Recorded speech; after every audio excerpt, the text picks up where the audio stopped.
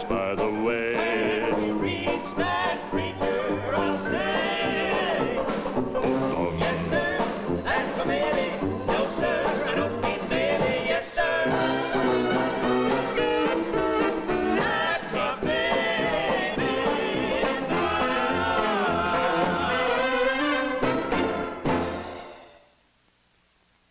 Hello, I'm Marlo Thomas. And I'm Alda. No one, but no one, has received more advice in the last 80 years than the average American woman. In the 1920s, America got the car and the assembly line and fell in love with scientific solutions.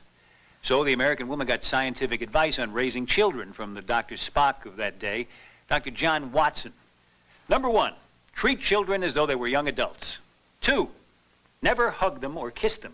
If you must, kiss them once on the forehead when they say goodnight. Shake hands with them in the morning. In the Depression of the 1930s, there was no work and no money. The Times demanded escape from reality, and the radio soap operas provided it. The soap ads that went with them seemed to be describing life on some other planet. One asked the question, "Are you immaculately dainty when your husband comes home from work? Don't let perspiration odors spoil your attraction for him. Just before he's due to arrive, whisk off your clothes and plunge into a refreshing bath." You, said the government in 1942. There's a war on. Out of the kitchen. Into the aircraft factories. Uncle Sam needs you. You, said the government in 1945. The war's over. Put down that blowtorch. Back into the kitchen. Uncle Sam needs your job for a homecoming veteran.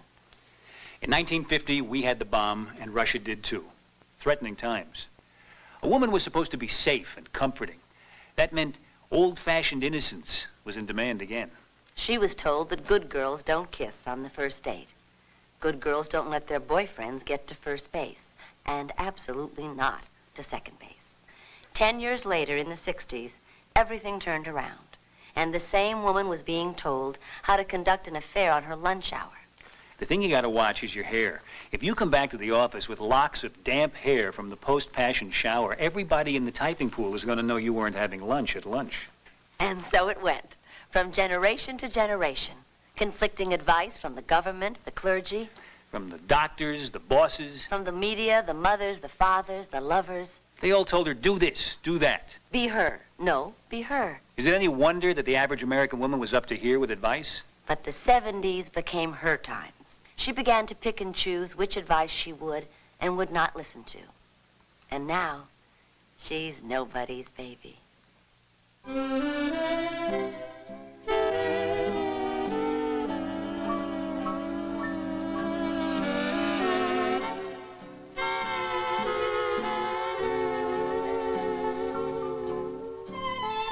The turn of the century appeared to be rather placid, romantic. Every woman was supposed to be somebody's baby.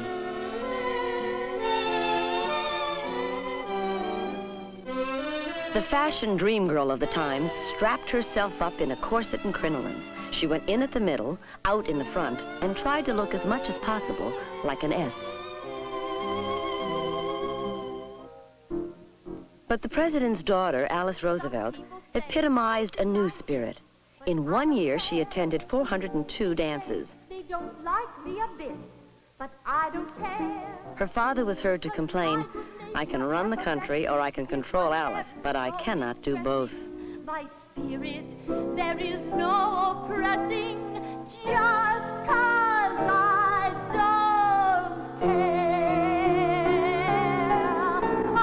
don't care. I don't care if people don't like me. I'll try to outlive it, I know I'll forgive it, and live contentedly. I don't care if people do not try to treat me fair.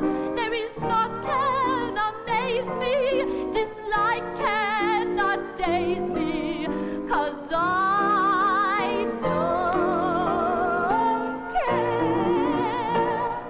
In an era when only tables were thought to have legs, the shoe salesman was the most dangerous rake around. Flirt with him and invite a swift and terrible retribution. Good girls were innocent, a nice way of saying ignorant. On the screen, we had Lillian Gish. Her costume was virginity. Her promise was love. The bad girl was the vamp. Her costume was scanty. Her promise was sex. The top vamp, Theda Bara, was so evil that she had to be foreign. Even her screen name was an anagram of Arab death. Actress Paula Negri went Bara one better. She smoked. But most American women weren't virgins or vamps. Most were just working. By 1910, 55% of black women and 23% of all women worked for wages. The housewife worked an 18-hour day. The factory woman went home after work and worked some more.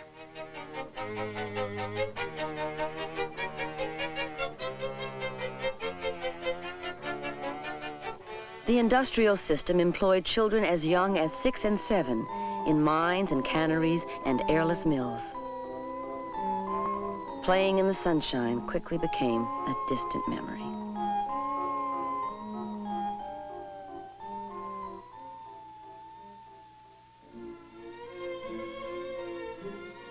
And then there were the immigrants. By 1910, they made up half the population of every major American city. The immigrants arrived with great hopes, often to find their dreams and their names changed against their will.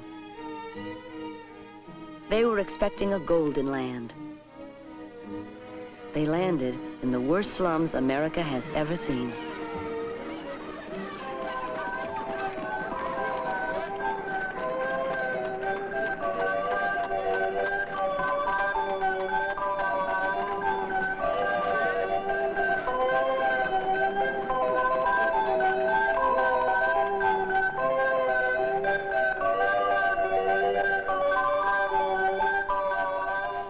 Very often, an immigrant woman did piecework at home to supplement her family's income. Every day, she delivered it back to the factory and picked up some more. If she worked as hard as she could, she might earn an extra 35 cents a day, at a time when a loaf of bread cost 5 cents. Her children had to work beside her. One wife, whose doctor said she would die with another pregnancy, asked him for advice on that most taboo of subjects, birth control. He had none. "Tell Jake to sleep on the roof," he said.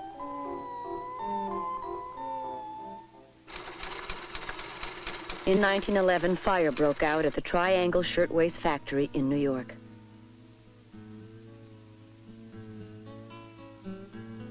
The doors had been locked to keep the girls from going to the bathroom and to keep organizers of the infant labor movement from getting in. 6 men and 140 young Jewish and Italian working women were killed. Some jumped, some burned. Even relatives had trouble identifying the dead. The Triangle Fire galvanized efforts to create trade unions among the garment workers, and in the forefront of that movement was Rosie Schneiderman. She was one of an unprecedented generation of women reformers who couldn't remain placid in the face of overwhelming need. Women like Lillian Wald, whose visiting nurses worked in neighborhoods where male physicians rarely ventured. Women like Florence Kelly, who fought to abolish child labor and won. Like Jane Addams, who started settlement houses where poor families could get a hot meal and learn the language. Like Mary McLeod Bethune, who led the fight to educate black Americans. The labor organizer Mother Jones had new and unusual advice for women of conscience. "Whatever the fight," she said, "don't be ladylike." And incredibly, all kinds of women began standing up and speaking out for the social causes they believed in.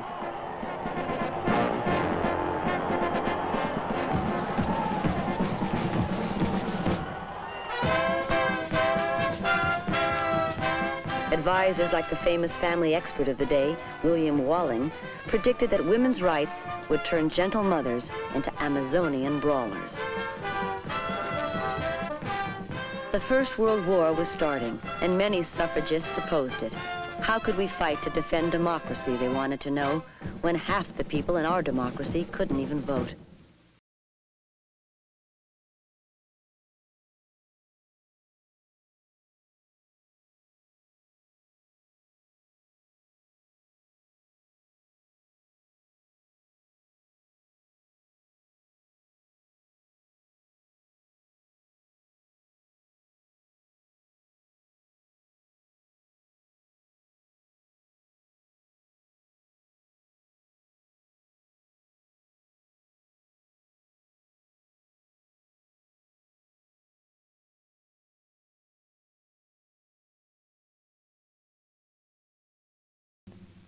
The soldiers had gone out like knights on horseback. They came back, wounded, wised up, modern men.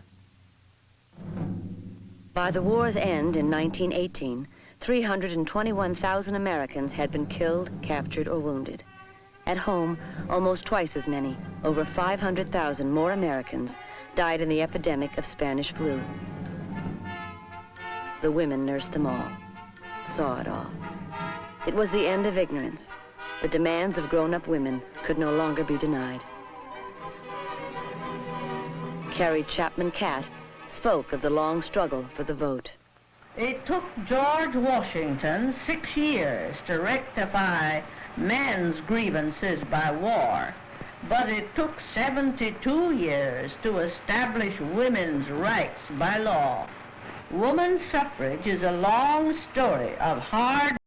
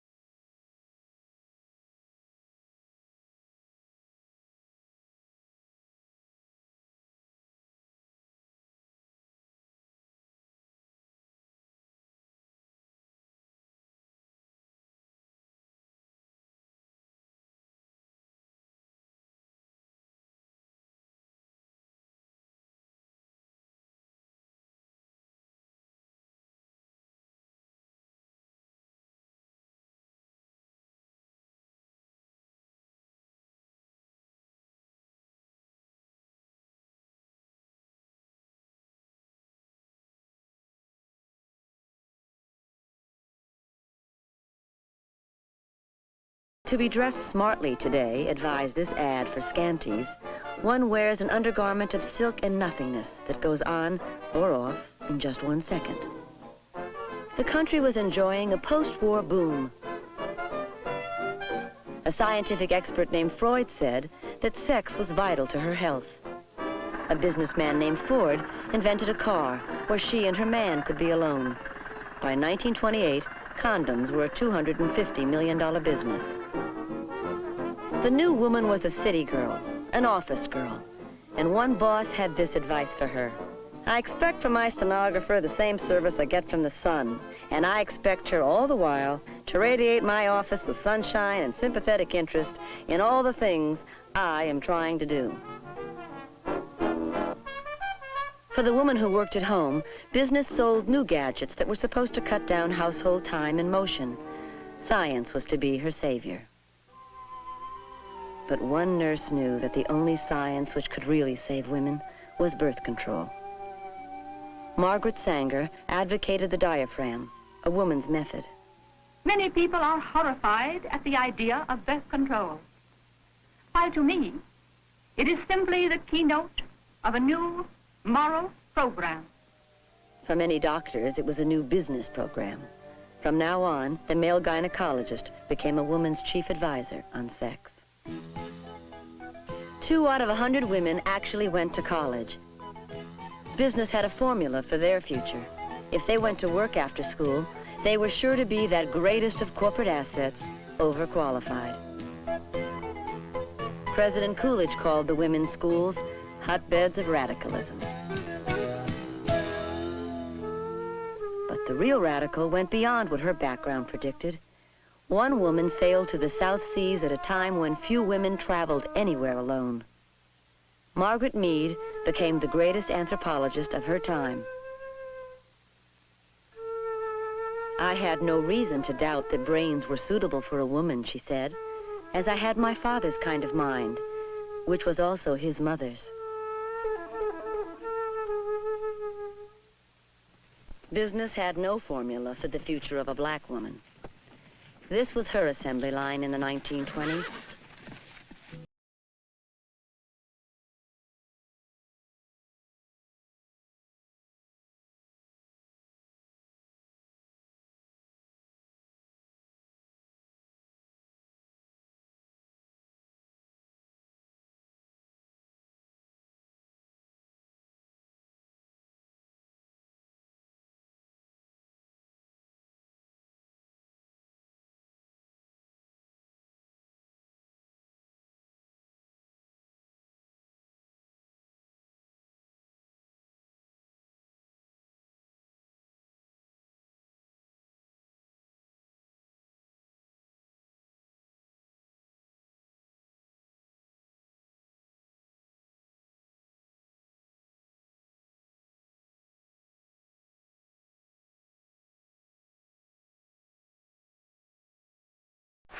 Back home, what a black woman sang was the blues.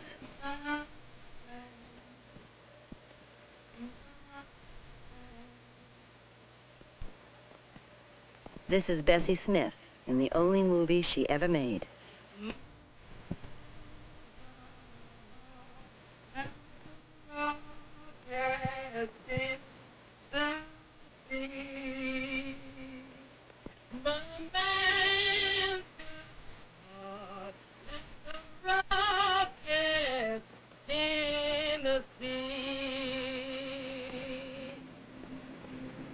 Bessie Smith was one of the great blues singers who flourished in an era of speakeasies and easy money.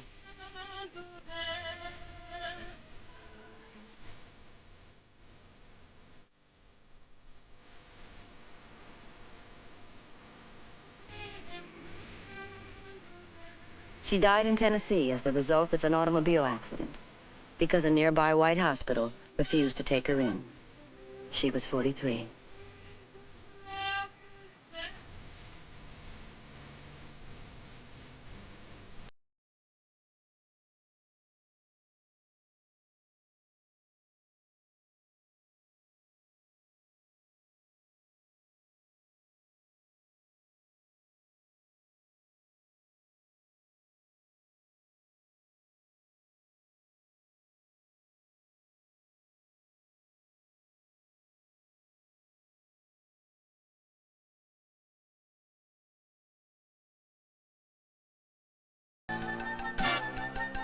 But in 1929, even the businessmen lost control. By 1933, 16 million people, 1/3 of the American labor force, were out of work. For some people in the Depression, the only way to make money was to dance 90 hours straight and win a dance marathon. The trick was to hang on. In New York's Riverside Park and all over the country, there were places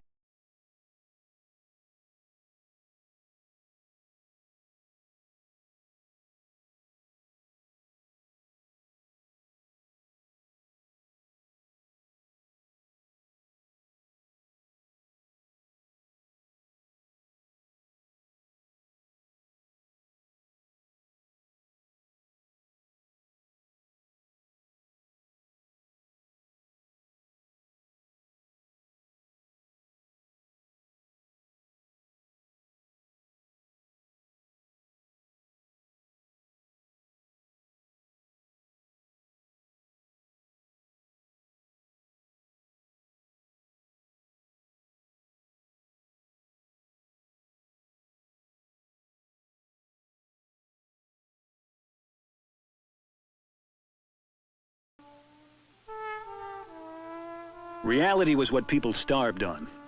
What they lived on was dreams. Hollywood provided the great escape. Like most fantasies, she was female, and in every way a contrast to the real Depression woman. Busby Berkeley's dream girls reeked of money. They made beautiful music.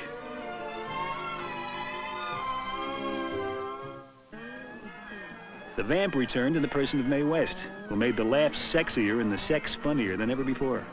Is that elegant or is that elegant? Elegant.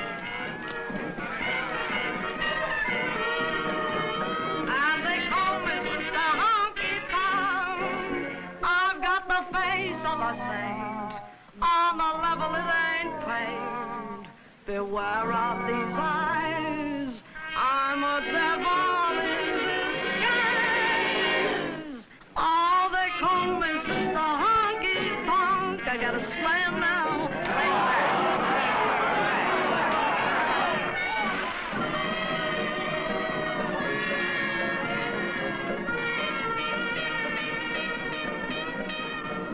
Making myself clear, boys?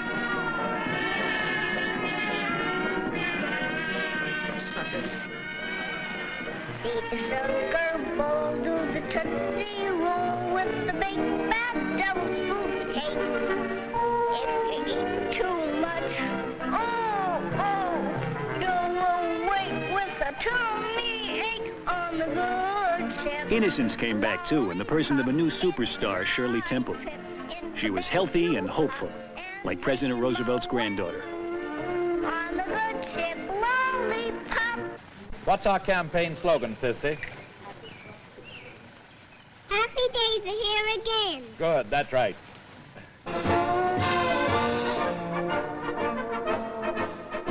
Now that nobody was listening much to business anymore, the government took over the role of advisor, getting housewives on their feet to support the National Recovery Administration, putting the rural poor on their feet with needed social services.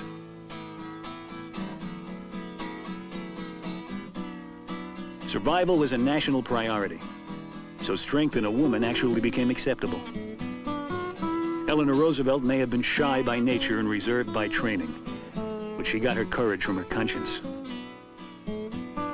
She went where no president's wife had ever gone before, out of the house of privilege and into the heart of the people.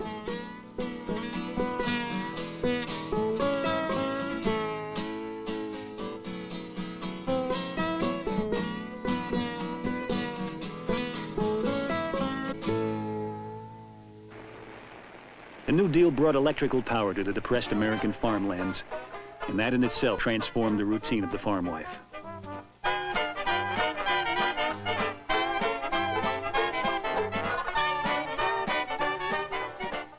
Now she had lights and some vital new appliances. For the first time, the country household began to resemble the city household, and women were finally connected to one another by their kitchens. Mrs. Brown, here's your washer. Well, I think it's high time. The new source of advice was the radio, Stand by, please. our fourth biggest industry by 1935. City and country women now shared a new escape, the soap opera. Now CBS Radio presents Our Gal Sunday, the story that asks the question, can a girl from a little mining town in Colorado find happiness as the wife of a wealthy and titled Englishman?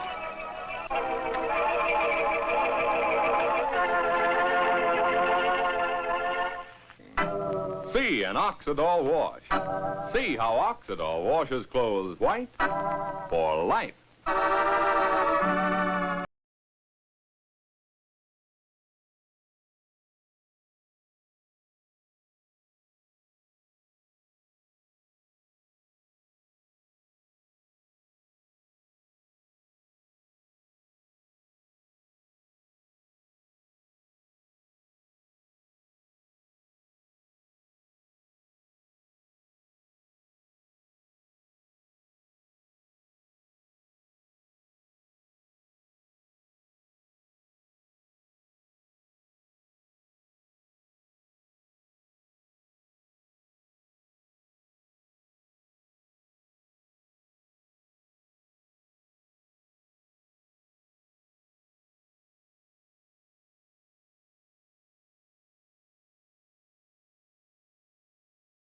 elegant and exemplified the spirit of survival. Amelia Earhart was a natural.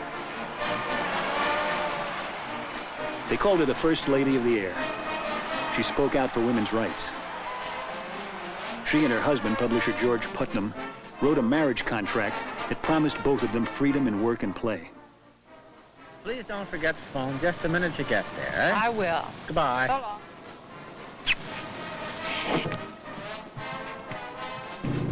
Earhart wrote to her husband, "I cannot guarantee to endure the confinements of even an attractive cage." Miss Earhart's flight was the fastest Atlantic hop. Her 2,026-mile flight set the new official women's distance record. The first woman and the only person second to Lindbergh to solo the Atlantic. Holder of a record of 14 hours and 56 minutes. Our most capable woman flyer. America can say, well done, Miss Earhart.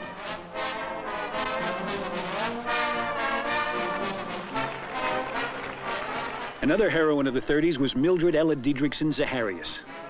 They called her Babe because as an athlete she was on a par with Babe Ruth. When she went home to Denver with her husband, the crowds made it clear that strong women were now something to cheer about. Even Hollywood hired them. Katharine Hepburn, Betty Davis, they made power in a woman look glamorous in a woman. And that was just as well. With men going overseas, the war plants needed women. Fortune magazine said that woman power would provide the margin of victory in this, the second great war of our century.